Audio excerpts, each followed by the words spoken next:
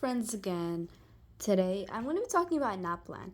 Now, if you're living in Australia, this is a very important thing for you because if you're a child or if you are in year 3, year 5, year 7, and year 9, you need to do a compulsory test in those grades.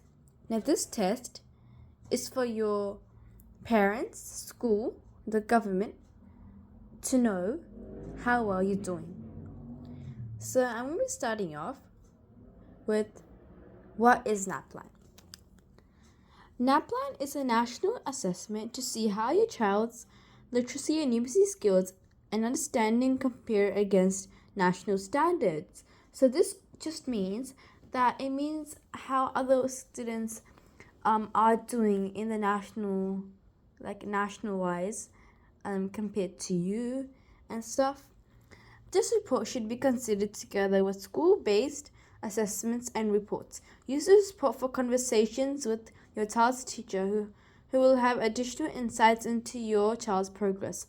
Naplan is the only national assessment that all Australian students have the opportunity to undertake. Literacy and numeracy skills are the critical foundation of other learning.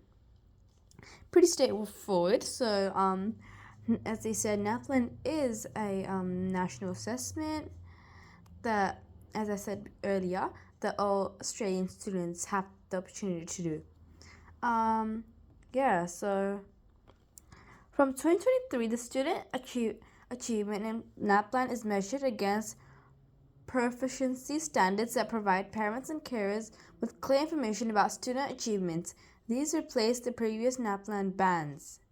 Now, before, if you guys are wondering, that if you guys used to have the results in band 1 to 8, it's actually changed now into something I'll show you guys soon. Why? Once again, I'll read.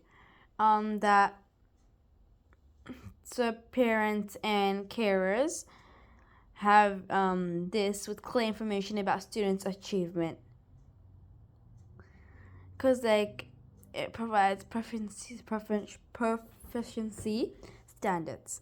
In March 2024, national literacy and numeracy assessments were administered to students in year 3, 5, 7, and 9 throughout Australia. This report shows your child's achievement in those assessments. Numeracy assessment. Numeracy is just another word for maths, if you guys don't know.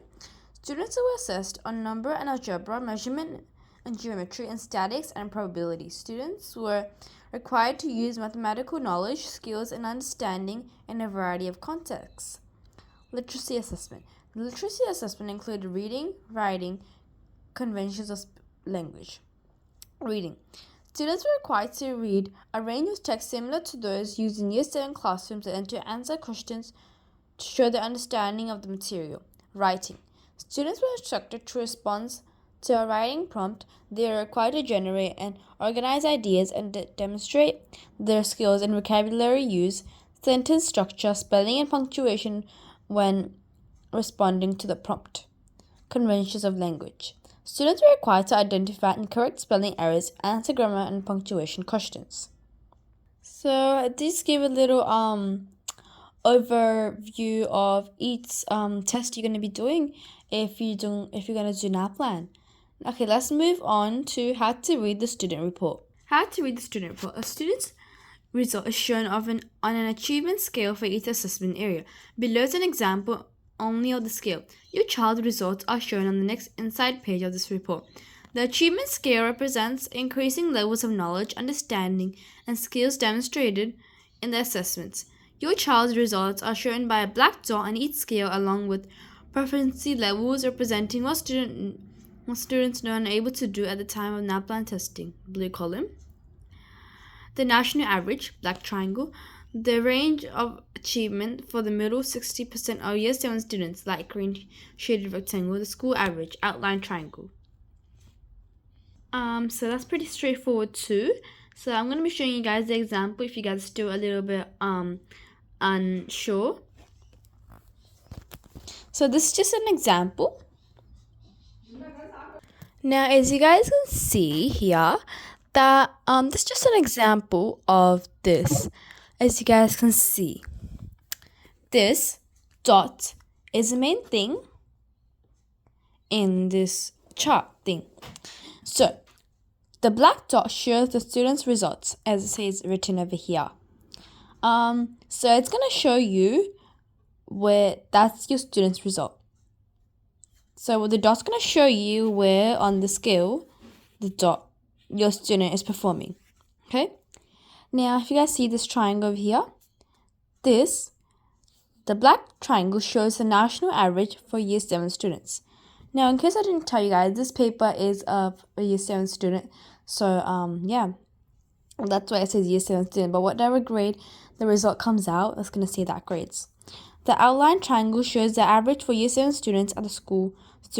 So, this is the average that the school got. This is the average that the national got. And this is the average, this is the result that your child got. Now, this rectangle thing, as you guys can see in white, it's a light shaded rectangle represents the range of achievement for the middle 60% in Year 7 students in Australia. Let's move on to this side. So let's start off with needs additional support. If your child need additional support, you definitely need to focus on your child immediately and need to get a tutor for them too. Because if it really needs additional support, that's actually really, really bad. I'm not being rude or anything, but I'm saying for your child's own benefit that they honestly need help. The student's results indicates that they are not achieving the learning outcomes expected at the time of testing. They're likely to need additional support to progress satisfactorily. That's just as I said. Okay, developing. The student's result indicates that they are working towards the expectation of time of testing. So, I would say a good mark would be strong or exceeding. Okay, if you're getting developing, it doesn't mean you're really, really bad. It just means that you're getting there. There's room of achievement. Room of improvement. Yeah. So you want to focus on a bit of your child and make sure they're doing good. And when they don't understand something, they should explain it thoroughly until they actually understand. Now, if you get strong, that's actually pretty good. The student's results meets challenging but reasonable expectation at the time of testing. So they can answer challenging questions, but not too much. If your child gets strong, that's actually something to be happy about. And if your child gets exceeding, which I'm just about to read, the student's results exceeds expectation at the time of testing, that's excellent. If my child got exceeding, I would definitely give them some big gift or something. Because exceeding is not that all students get, especially if you're going into like a not too good of a school and your child gets exceeding. That's actually really, really good. It's really something really to be proud of. And I would definitely say